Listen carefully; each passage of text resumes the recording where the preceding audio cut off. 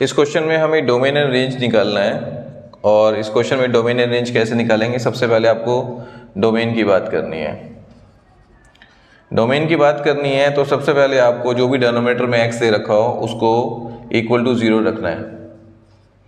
तो मैंने equal to 0 रखा और मैंने ये पाया कि मैं यहाँ से x की वैल्यू सॉल्व नहीं कर सकता, क्योंकि मेरे पास वैल्यूज़ जो है मुझे रियल वैल्यूज़ चाहिए होती हैं।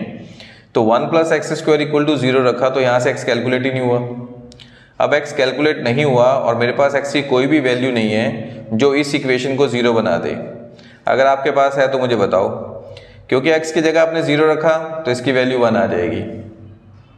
मतलब मैं यहाँ से x कैलकुलेट ही नहीं कर पा रहा। जब आप डेनोमिनेटर को 0 के इक्वल रखते टाइम x को कैलकुलेट ना कर पाएँ तो उस केस में जो डोमेन होती है वो आपकी क्या होती है, वहाँ पर x जो होता है वो ऑल रियल नंबर्स होता है। और ऑल रियल नंबर्स का मतलब क्या होता है, इसको अगर हम लिखना चाहें तो हम ऐसे भी लिख सकते हैं, -∞ से इन्फिनिटी, ये इसकी डोमेन हो गई। अब बात करते हैं रेंज की, और रेंज का तरीका मैंने पिछले एक क्वेश्चन में आपको बताया था। तो वो क्या था, सबसे पहले हम डोमेन लिखते हैं। तो डोमेन लिखी मैंने, x की वैल्यू जो थी वो मेरी -∞ से किसके बीच में थी, इन्फिनिटी के बीच में थी। मुझे अब इसकी वैल्यू कैलकुलेट करनी है। फॉर दैट पर्पज़ मैं क्या करूँगा, स्क्वेयरिंग करूँगा। मैं तो x² चाहिए, तो x² कैसे बनेगा, मैंने स्क्वेयरिंग की है तो ये प्लस का इन्फिनिटी हो गया, ये x² हो गया और ये इन्फिनिटी हो गया। जब दोनों तरफ इन्फिनिटी हो जाता है या सेम नंबर हो जाता है तो लेफ्ट साइड में इनइक्वालिटी के रूल के अकॉर्डिंग आप उसमें वहाँ पर 0 लगा देते हैं। क्या लगा देते हैं, 0। समझ गए आप मेरी बात को। इसके बाद क्या करेंगे आप, इसके बाद आपको कैलकुलेट करना है x² अपॉन 1 + x²। तो आप इसका रेसिप्रोकल कर देंगे। रेसिप्रोकल करेंगे तो 0 का रेसिप्रोकल क्या हो जाएगा, 1/0। और जब रेसिप्रोकल करते हैं तब भी साइन चेंज हो जाते हैं। तो इसका इन्फिनिटी का रेसिप्रोकल क्या हो गया, इन्फिनिटी का रेसिप्रोकल होता है 0। इस तरह से आपके पास ये आ गया। और 1/0 जो होता है वो क्या होता है, इन्फिनिटी हो गया आपका, ये हो गया 1/x² और ग्रेटर देन 0। अब इसमें क्या करेंगे आपको ये वाला फंक्शन बनाना है। तो फॉर दैट पर्पज़ आपने दोनों तरफ 1 ऐड कर दिया इस इनइक्वालिटी में। जब 1 ऐड करोगे तो ये बन जाएगा 1 + 1/x², और उसमें 0 में 1 ऐड करोगे तो वो 1 हो गया। अब इन्फिनिटी में कुछ भी ऐड करो आपके पास इन्फिनिटी आएगा।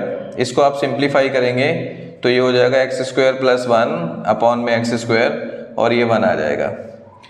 और इनइक्वालिटी का एक रूल ये भी होता है कि छोटा नंबर वहाँ लिखा हुआ है तो इसको चेंज कर दीजिए, 1 को यहाँ लिखिए, और ये हो गया आपका x² + 1 में क्या, x², और इधर क्या आ गया, ये इन्फिनिटी आ गया। अब आपको क्या करना है, लेकिन आपका फंक्शन तो ये था, तो आप क्या करोगे, फिर दोबारा से रेसिप्रोकल करोगे। अब जैसे ही रेसिप्रोकल करोगे इनइक्वालिटी में तो फिर साइन चेंज हो जाएगा। ये आपका हो जाएगा x² अपॉन 1 + x², और इसका रेसिप्रोकल करोगे तो आपके पास 0 आ जाएगा। अब आपका जो क्या कहते हैं, छोटा कौन सा है, छोटा नंबर 0 है। 0 आपको बताया था लेफ्ट साइड में लिखना पड़ेगा। तो 0 < x² अपॉन 1 + x² < 1। मेरे पास ये आ चुका है, लेकिन अब मुझे देखना है कि क्या x का आंसर 0 हो सकता है। तो मैंने क्वेश्चन में पढ़ा था कि डोमेन जो थी वो थी ऑल रियल नंबर्स। अगर मैं x की जगह 0 रख सकता हूँ, हाँ रख सकता हूँ, क्योंकि 0 जो है वो ऑल रियल नंबर्स में आता है। तो मैंने x रख के देखा 0, तो y की वैल्यू मेरे पास 0 आ गई। तो इसका मतलब 0 जो है वो इसमें इंक्लूडेड है। और 1 इसमें इंक्लूड होगा या नहीं होगा, 1 इंक्लूड नहीं होगा, क्योंकि जब भी आप कोई नंबर x की जगह पर रखेंगे तो ऊपर वाला नंबर आपका छोटा हो जाएगा और नीचे वाला नंबर बड़ा हो जाएगा। जैसे आपने x की जगह पे रखा 1, तो आपके पास ऊपर 1 का स्क्वायर 1 हो गया, नीचे कितना हो गया, 2। आप 3 रखेंगे तो 3 का स्क्वायर कितना हो गया, 9, नीचे कितना हो जाएगा, 10। तो ऊपर वाला नंबर हमेशा छोटा रहेगा और नीचे वाला नंबर हमेशा क्या रहेगा, बड़ा रहेगा। और जब न्यूमरेटर छोटा होता है और डेनोमिनेटर बड़ा होता है, इसका मतलब वो वैल्यू हमेशा 1 से क्या होती है, छोटी होती है। तो यहाँ से मुझे पता लगा कि जो y की वैल्यू है वो आपकी 0 से 1 के बीच में होगी, जिसमें 0 तो इंक्लूड होगा लेकिन 1 इंक्लूड नहीं होगा। तो इस तरह से हमारी रेंज जो है वो क्या आ गई, रेंज को आप कैसे लिखेंगे, 0 से 1। ये आपकी फाइनल रेंज आ चुकी है। इस क्वेश्चन को आप एग्जाम में जरूर करके जाइए, बहुत इंपॉर्टेंट है। Best of luck.